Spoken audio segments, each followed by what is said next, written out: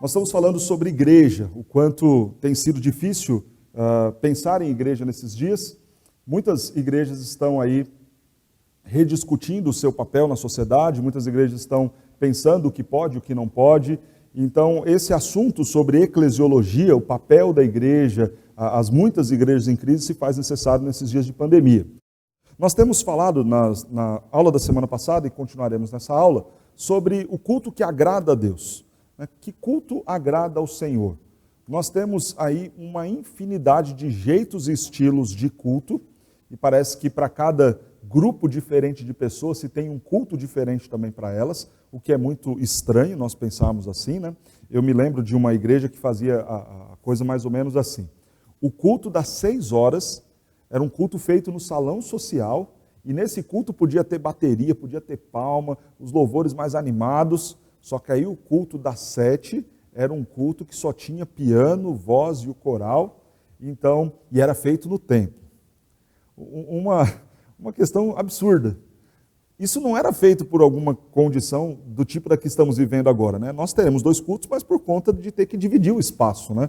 Não podemos receber as 200 pessoas aqui, então a gente tem que dividir o grupo para receber uma parte de manhã e outra parte à noite. Mas o nosso culto aqui vai ser o mesmo culto. O culto da manhã e o culto da noite vai ser igual. Nessa igreja não era assim. O primeiro culto, então, das 6 horas, era o culto dos jovens. Aí lá tinha palma, tinha bateria, e os velhos nem entravam ali. Ou os mais tradicionais nem passavam perto. Agora o culto das 7, não. O culto das 7 era o culto só piano, voz, o coral, e aí o pessoal mais velho ia e os mais novos não. Isso é uma aberração, porque o culto é esse ambiente em que as crianças irão adorar com os adultos, com os jovens, e é claro que é natural que em algum momento do culto os jovens gostem mais de uma parte ou outra e os adultos ou mais velhos gostem menos. Isso é normal, isso faz parte, até porque os nossos gostos são diferentes, né? Tem hinos que a gente acha muito bonito e gosta muito talvez da melodia, outros a gente não se simpatiza tanto, mas a ideia da coletividade adorando a Deus, havendo esse respeito entre jovens, adultos, crianças, tudo isso faz parte do culto que agrada ao Senhor. Esse exemplo que eu dei é um exemplo primeiro aí só de uma questão de idades diferentes, né? Talvez um culto de jovens, um culto de adulto, um culto de adolescente, o que tudo isso é muito estranho, mas além disso, nós vemos um monte de culto que tem estilos diferentes, né?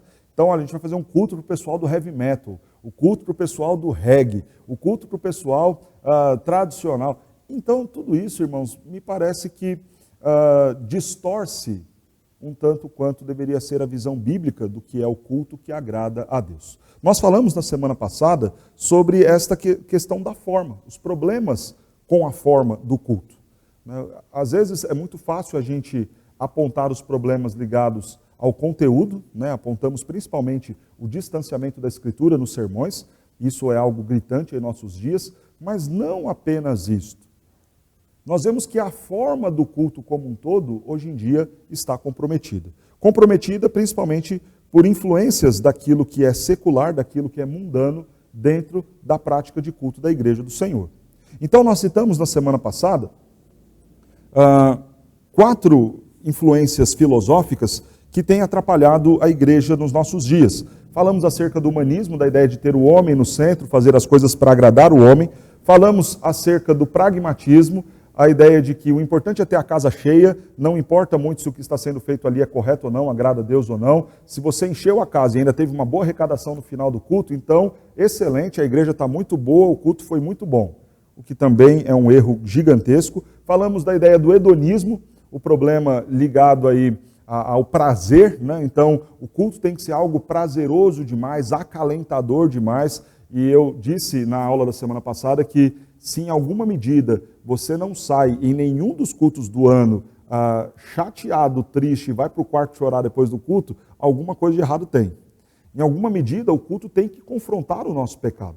Claro, ao mesmo tempo que nos confronta, apresenta a graça de Cristo Jesus, mas esta confrontação do pecado, tratando inclusive de pecados que a gente ainda não conseguiu vencer, deveria nos fazer ir para casa, chorar, lamentar, se entristecer com os nossos erros. Seguindo exatamente a proposta do que o Senhor nos ensinou no Sermão do Monte. Bem-aventurados que choram. E que choro é esse? O choro pelo pecado.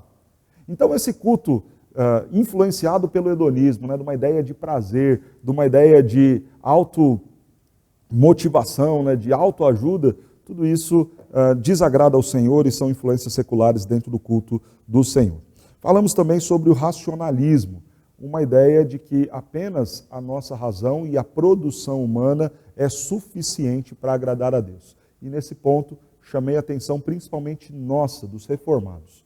Às vezes nós nos apoiamos em todo o empenho exegético, acadêmico, e chegamos quase que ao ponto de acreditar que apenas esse movimento humano será suficiente para o cuidado, edificação, crescimento e desenvolvimento da igreja. Isso é um problema do racionalismo. Ignorar a ideia de que há um sobrenatural do Senhor agindo, trabalhando e fazendo coisas prodigiosas no meio da igreja. Vamos estudar, vamos tentar fazer a coisa da forma mais coerente, racional possível, mas entendendo que o Espírito Santo é que produzirá em nossos corações aquilo que foi estudado ou exposto à igreja. Hoje nós falaremos um pouquinho sobre o problema do conteúdo. E eu quero então começar falando com vocês aí acerca de um contraste. E eu convido você para abrir o texto de Lucas 10, verso 27. Lucas 10, 27. Volto a dizer, fiquem à vontade para fazer perguntas, para comentar, para participar da nossa aula, como se estivéssemos de fato, como era antes, né? Fiquem em paz, tá bom? Não sintam-se constrangidos. Lucas 10, o verso 27, nos diz assim. A isto ele respondeu: amarás o Senhor teu Deus de todo o teu coração, de toda a tua alma, de todas as tuas forças e de todo o teu entendimento. Quero frisar apenas esta primeira parte. Observe a forma, o conteúdo daquele que vai buscar ao Senhor, que deseja agradar o Senhor, demonstrar amor ao Senhor. Porque a ideia do culto é isso, é a nossa reverência, é a manifestação do nosso amor pelo Senhor, é a nossa entrega da adoração ao Senhor. Pois bem, como que deve ser isso? Nós estudamos semana passada a questão da forma e hoje estamos falando do conteúdo. Como é que tem que ser isso aqui dentro? Muito além dos microfones, muito além dos equipamentos, muito além da minha postura ou da roupa, como tem que estar o meu coração? E o texto nos indica: amarás o Senhor teu Deus de todo o teu coração, de toda a tua alma, de todas as tuas forças e de todo o teu entendimento. Veja que a disposição para o culto, ela deve ser verdadeira e intensa ao mesmo tempo. É muito triste quando você vê total descompromisso das pessoas com o culto ao Senhor. O relaxo com o culto ao Senhor. E aí, mais uma vez, não estamos falando da forma, estamos falando da disposição mental até para isso. A palavra do Senhor sendo exposta, a pessoa assim. A ceia do Senhor sendo ministrada e a pessoa no WhatsApp. A palavra do Senhor sendo lida e Ele falando por meio da Escritura e a pessoa vendo foto. É absurdo isso. Porque isso nada tem a ver com aquilo que estamos lendo. Amor e intensidade na nossa adoração. Ao Senhor, então, de todo o coração, toda a tua alma, significa que não é o corpo aqui presente e o coração e a alma em outro canto. Pensando nos problemas, pensando nas contas, pensando agora de manhã no que vai fazer para o almoço. Amar o Senhor e buscar ao Senhor de todo o coração, com toda a alma, significa não só ter o corpo presente, mas estar por inteiro aqui. Paulo nos fala disso quando escreve lá aos Romanos no capítulo 12, que apresenteis os vossos corpos como sacrifício vivo, santo e agradável ao Senhor. Isso é o vosso culto racional. Ele coloca a questão do corpo, mas coloca esse corpo como sacrifício vivo. Por quê? Porque o rito do Antigo Testamento era o corpo morto de um animal. Então, levava-se o animal ali para o altar, sacrificado, morto, o animal, alma e coração não estava ali. Porque era apenas um animal morto. E às vezes nós vamos apresentar a culto ao Senhor assim. É o corpo jogado numa cadeira. Ou no sofá agora, que está podendo fazer em casa, né? Porque o coração e a alma não estão ali. E aí Paulo vai bater e falar, não, gente, apresentem o vosso corpo na ideia da forma, na ideia do exterior, é a melhor roupa, é a melhor disposição, é o melhor acorde, é o melhor equipamento, é a melhor e mais bíblica forma de fazer, sim, mas também que isso seja vivo, que você esteja de fato ali, adorando, bendizendo, entendendo, refletindo, pensando em tudo que está acontecendo, se envolvendo com tudo isso. O problema de nós comprometermos não apenas a forma, mas também o conteúdo, é porque não produz nada o momento em que estamos aqui. Então, irmãos, é interessante isso. Às vezes a gente pensa assim, que o grande problema da igreja é aquilo que ela oferece enquanto organização, na sua liturgia e tudo mais, que foi a questão da forma que vimos semana passada. Mas também passa pela disposição com a qual cada um vem aqui. Porque uma vez que a palavra do Senhor está sendo lida, não importa se quem está lendo é A, B, C ou D, se o microfone está bom ou ruim, é a palavra do Senhor sendo lida. E se você estiver ali de fato, de coração e com toda a tua alma, aquilo vai fazer diferença. É muito triste quando a gente precisa de uma forma muito bem estruturada para poder louvar a Deus genuinamente. O que eu quero dizer é que sim, a forma vai ajudar. Mas corações sinceros adorarão ao Senhor, ainda que a forma não esteja mais bela como poderia estar.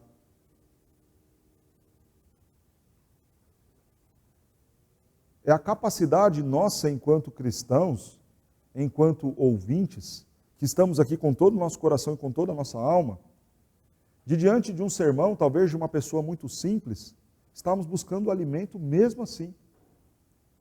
Refletindo na palavra mesmo assim. Adorando a Deus independente de toda uma banda e tudo mais. É aquela genuinidade que existe naqueles irmãos que adoram ao Senhor embaixo de uma árvore, cantando, adorando, bendizendo ao Senhor, sem ar-condicionado, sem uma forma lá tão bonita, mas de todo o coração, de toda a alma ali presente, bendizendo o nome do Senhor. Então, onde você está, o coração e a alma, quando se apresenta em culto ao Senhor? Às vezes a gente está distante. E aí nada bate aqui dentro, e lá na porta a gente vai falar que a culpa foi do pastor. É porque talvez a última coisa que nós estávamos pensando na hora do culto era o próprio culto. Algo que nós sempre orientamos os membros aqui. Quando começa aquela musiquinha dos 5 minutos antes do culto, não é para você sair correndo para beber água, você já deveria ter feito. Mas ok, se também não fez, é melhor fazer nesses 5 minutos do que durante o culto para atrapalhar tudo. Mas a ideia é que aquele seja um momento de oração. Senhor, eu tenho lutas, eu tenho dificuldades, eu tenho problemas. Senhor, talvez nem mesmo o melhor do meu físico está aqui, eu estou com dor de cabeça, eu estou um pouco incomodado com alguma coisa. Com Covid ninguém pode estar, né? Senão vai ter que ir para casa. Mas Senhor, eu estou aqui e preciso ouvir Tua palavra. Senhor, eu estou aqui e eu preciso que o Senhor quebrante o meu coração, para que seja verdadeira a minha adoração, para que faça sentido tudo aquilo que será exposto pelo pregador, será lido na Tua santa palavra. É a preparação do culto que nós devemos ter antes mesmo de chegar e vir para cá. Quando nós olhamos, irmãos, a ordem do Senhor em relação ao seu dia, o 4º mandamento, ele não começa no domingo, ele começa na segunda. Porque o mandamento fala, 6 dias trabalharás e fará toda a sua obra. Mas o 7º é do Senhor. O que significa essa ideia que o mandamento começa dizendo, 6 dias trabalharás e farás toda a tua obra? Significa que todo o meu preparo durante a semana me levará a ter prontidão para adorar ao Senhor com todo o coração, com toda a força, com toda a minha alma no dia dele. Significa que eu vou acelerando a minha semana, mas chegando lá, próximo do dia do Senhor, aí eu começo a tirar o pé. Aí eu começo a me planejar. Deixa eu descansar, para estar disposto amanhã, para acordar cedo para ir na escola dominical, para conseguir estar lá com todo o meu coração, com toda a minha alma, com toda a minha força, com todo o meu entendimento. Se não, chega na escola bíblica igual zumbi. Ou no culto da noite, depois de lavar o carro domingo à tarde, fazer churrasco domingo à tarde, assistir o futebol domingo à tarde, chega na hora do culto à noite. Quando o pastor fala, abramos a nossa Bíblia, você fecha os seus olhos. Porque não está ali de todo o coração, de toda a alma. Aquilo ali é só uma pequena parte. E o texto segue, de todas as tuas forças. Pensemos, irmãos, nessa condição da nossa força em adorar ao nosso Deus. Pastor, a pessoa é obrigada a ir para a igreja em todos os dias, em todos os momentos, mesmo quando estiver ruim? Não. Mas a questão é muito simples. Aquilo que te tira do culto tem que tirar você do shopping também. Tem que tirar você da festinha de aniversário. Tem que tirar você do seu dia de trabalho. A dor de cabeça que dói ao ponto de você não vir à igreja ou não ligar o seu televisor para adorar ao Senhor é a mesma dor de cabeça que vai te indispor a fazer todas as coisas. Quando o texto fala, então, com todas as suas forças, é porque demanda esforço.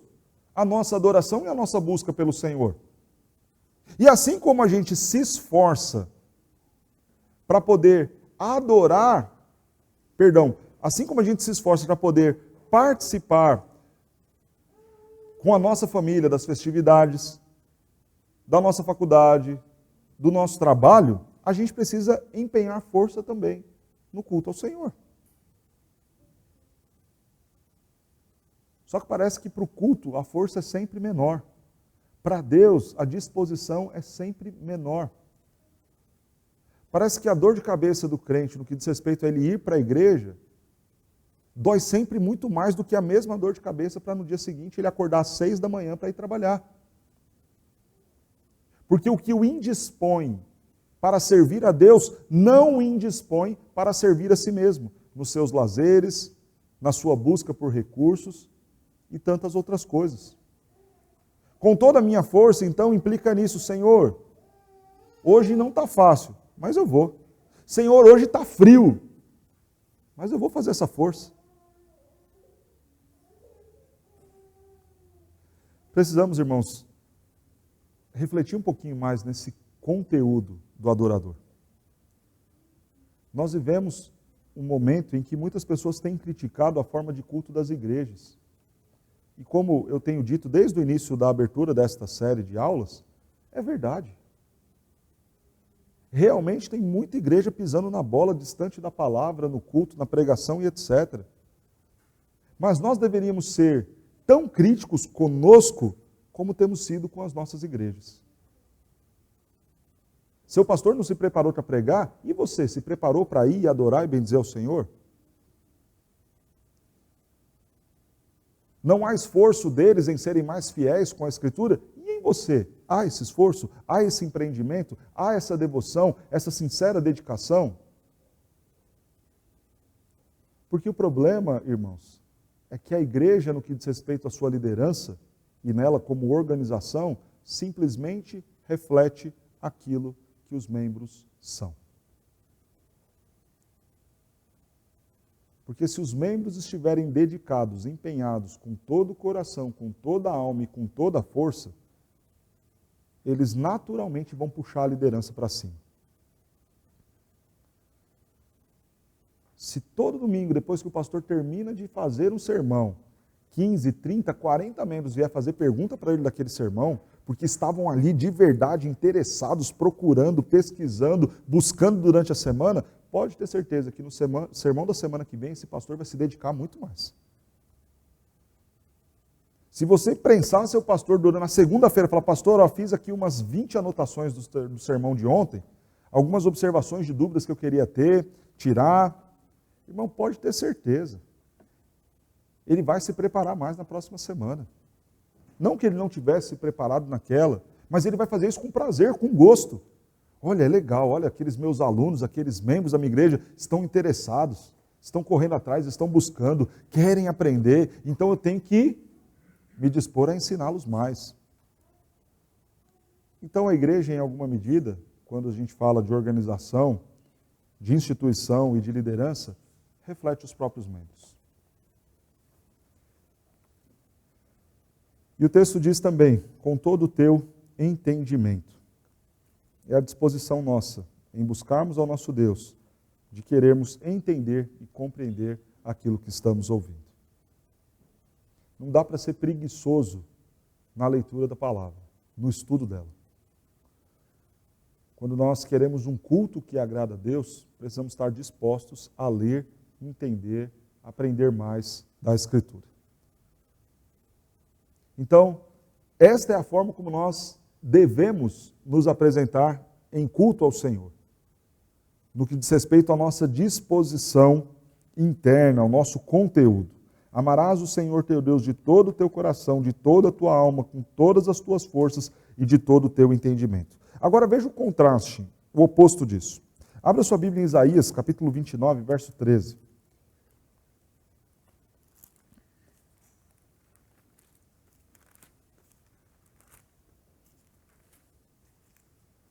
Isaías 29, verso 13.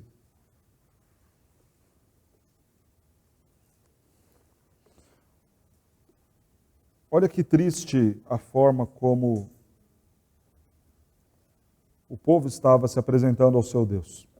O Senhor disse, visto que este povo se aproxima de mim, com a sua boca e com os seus lábios me honra, mas o seu coração está longe de mim, e o seu temor para comigo consiste só em mandamentos de homens, que maquinalmente aprendeu. Olha a tristeza da forma como o povo estava fazendo as coisas. Iam lá, se chegavam diante do Senhor, falavam coisas bonitas, cantavam talvez coisas bonitas, mas lá dentro era só da boca para fora. Existem algumas canções que são cantadas em nossos dias que não são necessariamente erradas. O problema é que talvez elas sejam muito mentirosas. Então tem muita música falando do nosso amor por Deus, né? Ah, Senhor, eu te amo, tudo eu vou entregar para ti e tudo mais. Ah, que o Senhor é lindo. Ah, que eu sou apaixonado por ti. Ah, que eu te desejo mais do que tudo. Não há problema nenhum em cantar essas coisas. Só reflita e veja se isso é verdadeiro na sua vida. Ah, Senhor, eu te quero mais do que tudo. Mais do que tudo, com exceção, se esse tudo for o Facebook, o WhatsApp, o Instagram, a minha série preferida, que eu já estou na 16ª temporada, de 40 episódios cada temporada, onde eu gasto 50% do meu tempo vago. Com exceção dessas coisas, mais do que tudo eu te amo, Senhor. Então a gente vem, canta, chora, põe a mão no peito e vai. E talvez aquilo seja uma grande falsidade e hipocrisia. Era o que o povo estava fazendo. Com os lábios honram, falam coisas bonitas, cantam coisas bonitas, mas o coração distante, longe de fazer aquilo. Um outro texto do Senhor falando isso em relação ao povo. Vejam aí Malaquias 1, 6 a 14. Malaquias capítulo 1, versos 6 a 14.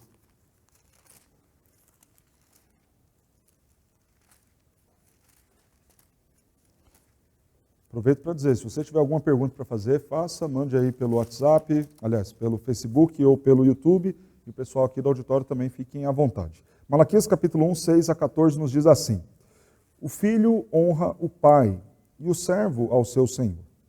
Se eu sou pai, onde está a minha honra? E se eu sou o Senhor, onde está o respeito para comigo? Diz o Senhor dos exércitos a vós outros, ó sacerdotes, que que desprezais o meu nome. Vós dizeis, em que desprezamos nós o teu nome? Primeiro esclarecimento importante desse texto. Alguns vão ler aqui e falar, pastor, isso aqui não era uma questão para o povo, era uma questão para os sacerdotes. Então isso aqui, pastor, é o texto que a gente tem que usar para bater nos pastores todos e toda a liderança e virar desigrejado no final disso. O problema é que quando nós chegamos na nova aliança, a condição que nós fomos feitos agora é de sacerdotes diante do Senhor.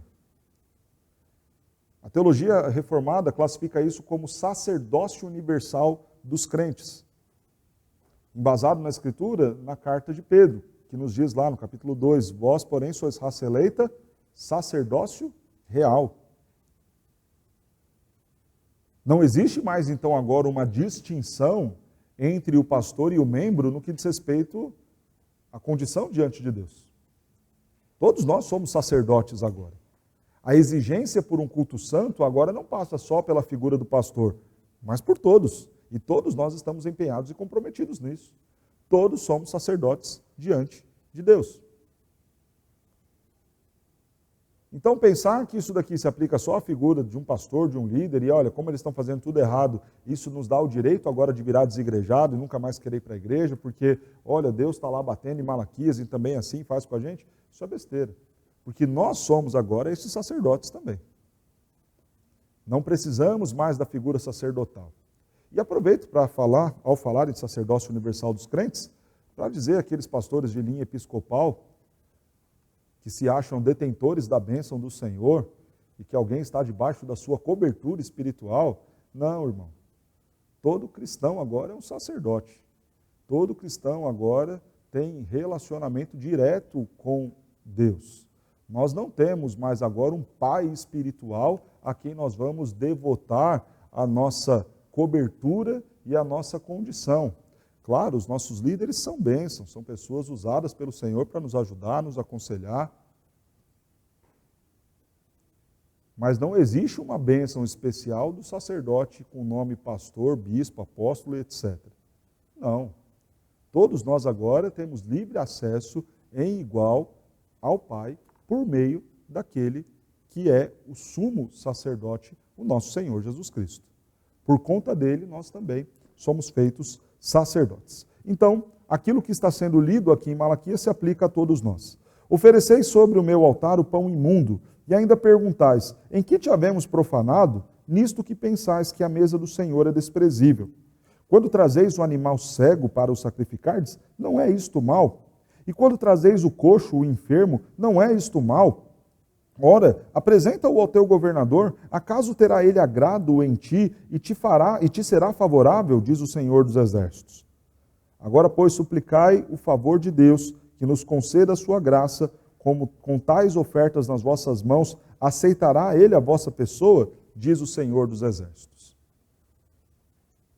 Então, aqui em Malaquias, você tem uma ideia de sentença, de um julgamento acontecendo. É assim que começa o capítulo 1, sentença do Senhor pronunciada contra Israel por meio do profeta Malaquias. Neste processo de sentença, é como um tribunal. O Senhor apresenta a acusação. Vocês têm profanado o meu culto. E aí eles perguntam, Senhor, mas em que nós estamos profanando? E o Senhor vai mostrar a acusação, vai mostrar o problema, vai mostrar qual de fato são as provas e evidência do crime que eles estão cometendo. Qual é? Vocês estão oferecendo o animal coxo, o animal defeituoso, e achando que eu tenho que aceitar isso. Vocês estão tratando a mesa do Senhor como sendo ela desprezível. Essa forma de ver a mesa como desprezível, em que sentido se aplica? É como se você pensasse assim, esse animal aqui é o que eu desprezo, é o que não me tem valor. É como se nós imaginássemos naquele jantar bonito que a gente vai preparar, que você pega ali talvez um frango e vai dispensar todos os miúdos. Vai pegar aquilo ali tudo, as vísceras e tudo mais, vai embrulhar tudo e jogar fora. Eu quero ficar só com o frango bonitinho, igual da padaria. O que Deus está falando é que isso era o que aqueles homens estavam fazendo. Vocês olham um rebanho e falam, puxa, essa parte aqui é que a gente quer. Isso aqui que a gente vai desprezar, para não ser tão desprezível e um prejuízo tão grande, a gente aproveita que tem que ir lá consagrar alguma coisa e consagra isso aqui. Esse resto, esse desprezível, isso que ia para o lixo, a gente entrega a Deus. Então, nós temos aqui justamente os sacerdotes fazendo essas coisas. E a forma como parâmetro que o Senhor usa é interessantíssimo. Pega então esse animal que vocês desprezam e apresenta ele lá para o seu governador. Como uma dádiva, como algo bonito para que eles recebam vocês e ouçam vocês. Nós estamos falando de um período aqui em que o povo estava sendo dominado por nação estrangeira. Era o povo sendo dominado ainda pelo Império Persa. E você tinha acesso aos governos, aos governadores, aos governantes persas, levando para eles alguns agrados. Então eu quero ser ouvido por um governante estrangeiro de uma nação inimiga. O que eu vou fazer? Vou chegar para ele com presentes. De repente ele aceita me receber e me ouvir, então eu levo ali algumas dádivas, alguns bons presentes, ele olha e fala, puxa, está vindo em missão de paz, está vindo de uma boa, então eu vou receber os presentes e vou receber a pessoa para que ela venha, fale comigo e faça a sua petição. Esse era o contexto. Essa é a ideia do que Deus está falando com o povo. Então ele estava dizendo o seguinte, olha, pega isso daí que vocês estão me oferecendo e leva lá para o governador de vocês e veja se ele vai aceitar. E claro que não aceitaria, porque se você leva o pior, ele encararia aquilo como uma ofensa. Pega então as vísceras de um animal, ao invés do melhor dele, e joga lá numa bandeja e fala para o governador, olha aqui o que nós te oferecemos. Como que ele vai encarar aquilo? Com uma grande ofensa, talvez como um desafio de guerra, inclusive. Olha, isso aqui deve ser alguma mensagem do tipo, isso aqui é o que você representa para a gente.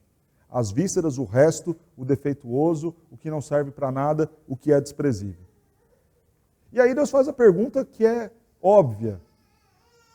Se ele não aceita, eu, Deus, tenho que aceitar? Claro que não. E a pergunta do início desse trecho que nós lemos.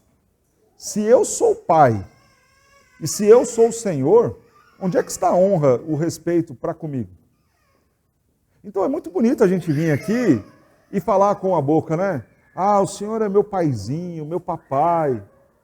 Tudo bem, não há mal nenhum em dizer isso. Mas aí na hora de eu devotar respeito a Ele, tal qual um filho deve devotar a um pai, eu nem sequer ouço a sua palavra, a sua opinião, vivo e faço as coisas em total desrespeito a Ele.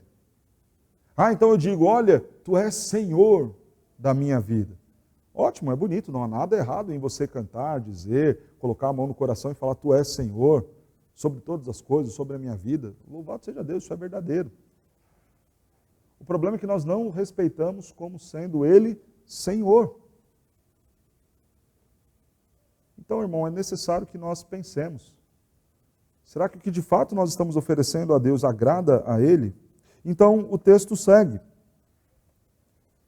Verso de número 10. Tomara houvesse entre vós quem feche as portas para que não acendesseis debalde o fogo do meu altar. Eu não tenho prazer em vós, diz o Senhor dos Exércitos, nem aceitarei da vossa mão a vossa oferta. Irmãos, olha que coisa dura. O que Deus fala aqui. Seria bom, na verdade, que alguém fechasse as portas para que vocês nem entrassem para oferecer esse tipo de culto. Olha que dureza ouvir isso, né? Principalmente nós que estávamos agora com as portas fechadas, né? Já pensou se isso for o fechar do próprio Deus para as portas de igrejas que não estão adorando a Ele da forma como Ele queria? Dele imaginar e falar isso para a gente, olha, bom seria que você nem conseguisse vir mesmo aqui, porque se é para vir fazer desse jeito, melhor seria que alguém tivesse impedido, que alguém tivesse fechado a porta e falado, olha, volta, melhor não. Isso vale até mesmo, irmãos, para nós refletirmos em alguma medida. Será que de fato é tão errado assim? Ou será que de fato é em alguma medida errado assim a excomunhão? Quando um conselho da igreja, por exemplo, decide excomungar alguém, virar e falar, olha, essa pessoa não pode mais congregar, talvez seja um agrado ao Senhor. Alguém que tenha uma vida tão perversa, tão incorrigível, tão indisposta em fazer o bem, ao ponto de um conselho de repente olhar e falar, irmão, olha, não vem mais congregar não, porque isso é ofensivo a Deus. Talvez isso agrade mais o Senhor. O problema é que na nossa visão humanista, a gente fica muito, não, mas coitadinho, pastor.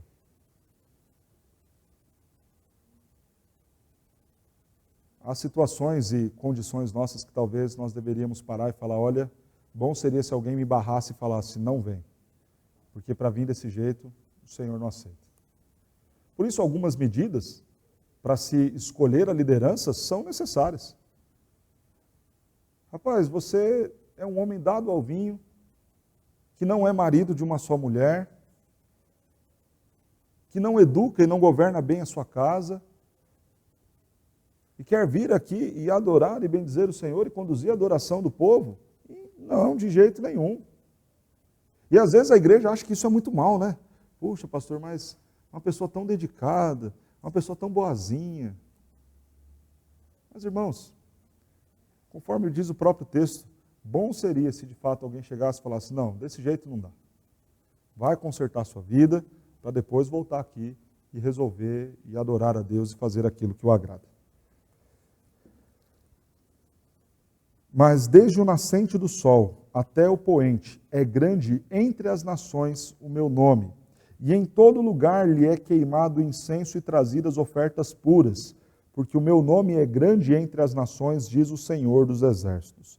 Mas vós o profanais, quando dizeis, a mesa do Senhor é imunda, e o que nela se oferece, isto é, a sua comida é desprezível.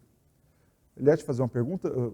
Raílson, traz o microfone. Está com o microfone para Eliette fazer uma pergunta? Vejam que a condição apresentada aqui, pode abaixar mais aqui na PA, a condição que é apresentada aqui, irmãos, é de nações e de ímpios, talvez adorando a Deus de forma melhor do que o próprio povo dele. E Deus fala, olha, é triste isso, vocês estão profanando, estão considerando como imunda a minha mesa. Pergunta, Eliette, fica à vontade. Pegando na linha das ofertas defeituosas, né? Hoje, na atualidade, quais seriam essas ofertas que nós oferecemos a Deus? E já vou dar um exemplo. Por exemplo, tem igrejas que recebem dinheiros não lícitos. É uma oferta defeituosa. Por exemplo, também de fazer alianças com pessoas que incorretas. Porque nós vemos nos nossos dias tendo barganhas nesse sentido para a igreja ter algum privilégio, né? Algumas coisas, alguns bens materiais. Mas eu queria também saber, na prática, nós, filhos, qual seria uma oferta defeituosa? Ok. A sequência do texto vai nos ajudar a pensar nisso, né? O verso 13 e 14 nos diz assim, e dizeis ainda, que canseira, e me desprezais, diz o Senhor dos Exércitos, vós ofereceis o dilacerado, o coxo, o enfermo, e assim fazeis a oferta. Aceitaria isso da vossa mão, diz o Senhor? Pois maldito seja um enganador, que tendo um animal sadio no seu rebanho, promete e oferece ao Senhor um defeituoso. Porque eu sou o grande rei, diz o Senhor dos Exércitos, o meu nome é terrível entre as nações. As ofertas aqui não estão ligadas apenas à ideia do dízimo, né, que era a prática religiosa em relação a recursos sendo devolvidos no contexto aqui de Malaquias. As ofertas aqui estão como tudo que eles ofereciam. Todo o culto no Antigo Testamento era baseado naquilo que se oferecia nos sacrifícios mortos que eram oferecidos ali. Então, trazendo isso para os nossos dias, quais são os sacrifícios que nós apresentamos ao Senhor? Né? O que nós oferecemos a Ele? Nós não matamos nenhum animal, porque o Cordeiro já foi morto, Cristo Jesus. Mas nós continuamos a oferecer muitas coisas ao nosso Deus. Nós oferecemos então a Ele a nossa adoração, nós oferecemos muitos talentos que Ele nos dá, colocamos à disposição dEle. Nós oferecemos, sim, os recursos financeiros também. Então, tudo isso nós colocamos diante do nosso Deus. Há uma tríade interessante a ser pensada nisso, né? Os meus talentos, os meus recursos e o meu tempo. Isso eu tenho que oferecer ao meu Deus. Então, respondendo a primeira pergunta da Eliette, né? Que oferta é essa que nós vamos dar ao Senhor? O meu talento, os meus talentos, e aí eu estou falando de talento no sentido da nossa palavra, né? Não do talento no sentido bíblico, que era uma medida financeira. Eu estou falando dos seus dons, dos seus talentos, dos seus dotes, né? Deus te abençoou com tanta coisa boa que você sabe fazer, e como você tem oferecido isso para a glória dele. Então, os seus talentos, os seus recursos, sim, os recursos, os bens materiais, Senhor, não é meu, é teu, e o Senhor me permite administrar e eu quero usar para a tua glória. E o meu tempo, que também não é meu, pertence ao Senhor, o tempo de todas as coisas. Então, Senhor, o melhor do meu tempo, o melhor dos meus recursos e o melhor dos meus talentos, eu quero oferecer a Ti. Aí vem a pergunta da Eliette, né? E essas muitas formas, talvez estranhas, de coisas que se oferecem a Deus, né? Como que fica isso? O texto coloca aqui para nós, né? Maldito seja o enganador, que tendo sadio oferece o coxo. Deus está preocupado com o valor das coisas? Ou com a quantidade das coisas? Não. Isso nas três áreas: talentos, recursos e tempo. Deus está preocupado com a quantidade disso? Não.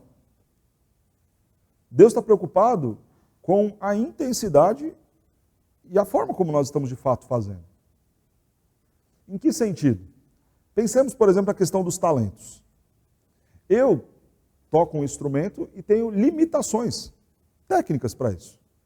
Deus não deu a mim o mesmo talento musical que deu, por exemplo, para o nosso irmão Alex, que é uma bênção, que deu para a Anne, que é formado em música. A mim ele não concedeu isso, me concedeu outros talentos. Louvado seja Deus. Mas o da música com certas limitações. Mas Deus está interessado no tamanho do meu talento musical para que eu faça solos maravilhosos e toque em todas as notas possíveis do instrumento? Não, Ele sabe qual é a minha limitação. Ele sabe qual foi a quantidade que Ele me deu e aonde Ele parou de me dar e de me abençoar nesse sentido. Mas maldito serei eu se, tendo o melhor para oferecer o resto desse pouco talento que eu tenho na área musical. Significa dizer o seguinte: ok, eu não tenho muito, brilhantemente, como a Anne, o Anderson, o Alex, mas eu tenho pouco. E neste pouco que eu tenho que oferecer ele o melhor, porque se eu não fizer isso, eu estou sendo esse enganador. Ou seja, Deus não vai exigir de mim aquilo que eu não tenho, e é o que Ele está colocando aqui no texto. Ele não vai exigir um animal sadio, lindo, perfeito, de alguém que não tinha. Mas daquele que enganava dizendo: Senhor, esse aqui é o melhor animal que eu tenho. Mentiroso, você tem coisa melhor lá. Então pensemos no meu talento. Será que aquilo que de fato eu estou oferecendo ao Senhor com os meus talentos é de fato o meu melhor? Porque, por exemplo, às vezes para a empresa, você vai lá, assiste tutorial, faz um curso, paga uma MBA, faz uma pós-graduação, e se está com uma dificuldade no trabalho, fica até mais tarde, vira à noite pensando, calculando, vendo o melhor jeito de você fazer aquela função. Aí chega no horário, arrebenta, faz planilhas maravilhosas, porque é para a empresa, ou seja, é para entrar mais no meu bolso. Então você tem talento, você é bom, você consegue fazer. Mas aí para Deus você vira e fala: pastor, o culto vai começar às 19, posso chegar umas 15 para as 7 aí? E aí a gente vê o que dá para fazer nesse tempo, eu dou um jeitinho aqui e está aí, pastor, foi o que eu consegui fazer. E aí entrega uma coisa porca, mal feita, de qualquer jeito. Se o porco mal feito de qualquer jeito é o melhor que você conseguiu fazer, tudo bem. Agora, se você sabe e tem condições de fazer muito melhor e não faz, então você está dentro desse aqui, o enganador que, tendo condição de fazer o melhor, não fez. Ah, Deus, é que eu não tenho tempo. Tá, você não tem tempo para quê? Porque no Facebook você tem tempo. Para suas séries você tem tempo. Para bater perna no shopping você tem tempo. E aí, para servir a Deus melhor, você não tem tempo? Se de fato você não tem o tempo mesmo, ok, Deus sabe, irmãos, Deus entende. É o lance da dor de cabeça. Se a dor de cabeça dói de verdade, dói e te tira do shopping, te tira do trabalho. E Deus sabe, ok, meu filho não veio hoje porque de fato ele está mal, está em casa, está se recuperando.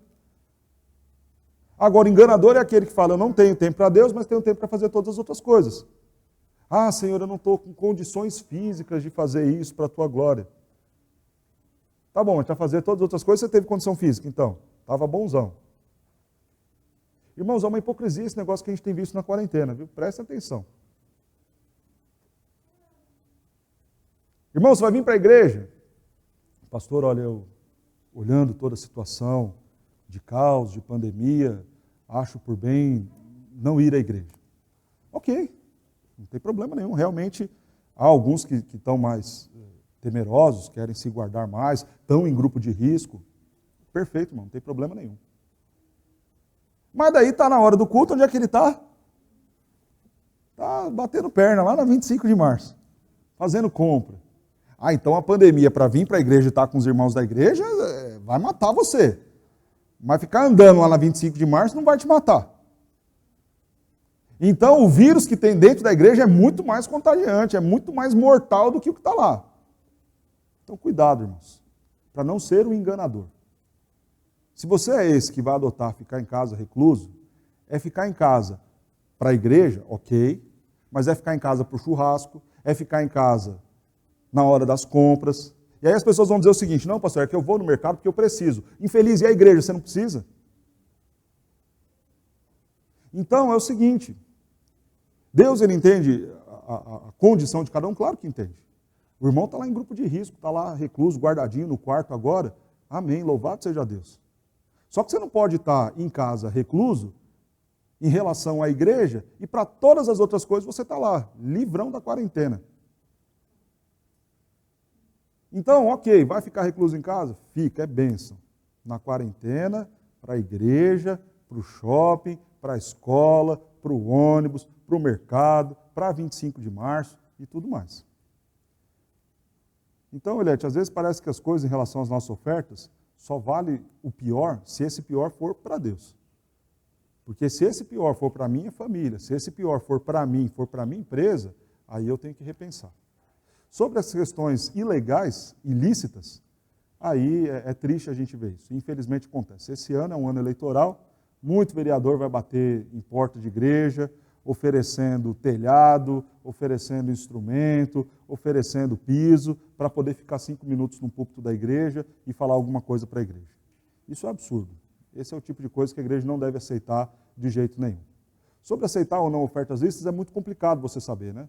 Às vezes pode entrar um traficante na igreja que coloca lá um cheque de 1 milhão, você não sabe se ele é traficante, o que ele faz e de onde veio esse dinheiro. Né? Você vai receber porque você não sabe a origem. Isso eu estou falando de alguém que você não conhece. Né? Agora, se você sabe que o ganha-pão do camarada é todo torto, aí de fato é algo que não tem como nós fazermos. Né? Uma pergunta que certa vez fizeram, né, lá no seminário, né? Professor, se chegasse alguém com dinheiro lá roubado e desse para a igreja, o que deveria ser feito? Ué, se foi roubado e tem como rastrear bonitinho, chega e dá para a polícia, né? Fala, ó, foi roubado, aquele roubo que aconteceu ontem, foram lá e deixaram na porta da igreja. Ah, pastor, mas não tem nem como rastrear, foi um roubo que aconteceu 10 anos atrás e o cara está colocando lá e a gente nem sabe se de fato de todo aquele valor é o roubo ou de onde roubou, não tem como. Ok. Se não tem como, então o nosso professor nos orientou o seguinte, não use nas entradas normais e regulares da igreja.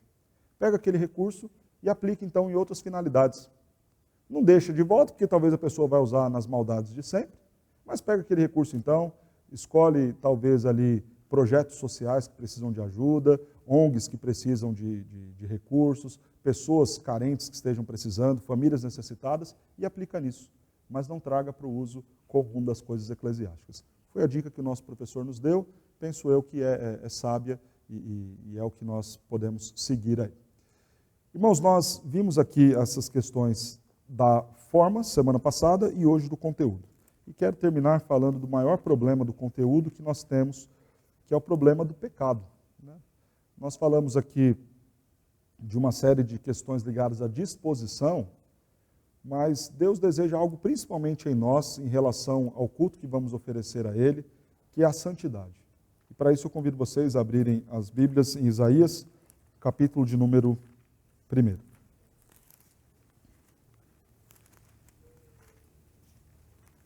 Irmão, se você está me achando muito duro no que eu falei agora há pouco, lembra que Jesus, quando entrou no templo, por conta do que estavam fazendo ali dentro, que era um monte de coisa errada, pegou logo, foi o chicote, saiu chicoteando tudo. Né? Então, eu não estou sendo duro não. Né? Pelo contrário, duro vai ser se o Senhor julgar e te der o peso e a justa paga por uma vida que não agrada a Ele. Diz assim, então, Isaías capítulo 1, verso 11 a 16. De que me serve a mim a multidão de vossos sacrifícios, diz o Senhor. Estou farto dos holocaustos de carneiros, da gordura de animais cevados, e não me agrado do sangue dos novilhos, nem de cordeiros, nem de bodes.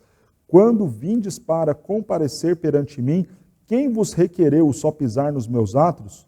Não continueis a trazer ofertas vãs. O incenso é para mim a abominação, e também as festas de lua nova, os sábados e a convocação das congregações. Não posso suportar iniquidade associada ao ajuntamento solene. As vossas festas de lua nova e as vossas solenidades, a minha alma as aborrece.